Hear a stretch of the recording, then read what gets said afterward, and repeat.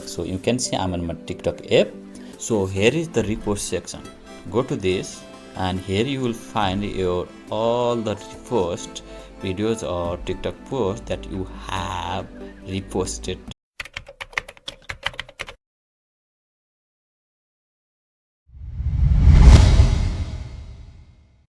To make them private, you have two options. You can't make directly private this repost because it's not your post, you just repost it. So you have two options: either remove it from your profile or you can save it separately.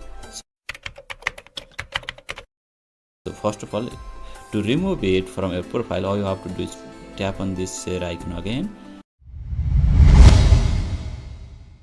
and remove post. So this will remove from the repost section.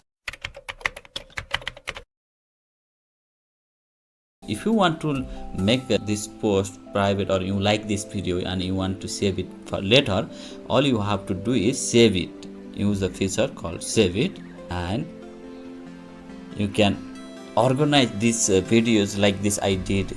Let's say create a new collection and name it this spirituality.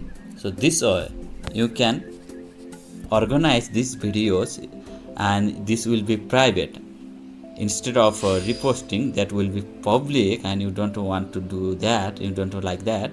You can save these videos instead of reposting and make private. You can save this, and this is how you make repost private on TikTok. If you want to find saved videos, all you have to do is you can go to this section, saved section, and here is the collection, and here is the file, and you can see all the video that you saved on this. So this is the option to make repost private on TikTok. I hope you like this video. If you like the video, and let me know what you think about this video, and we'll meet you on my next video. Peace out.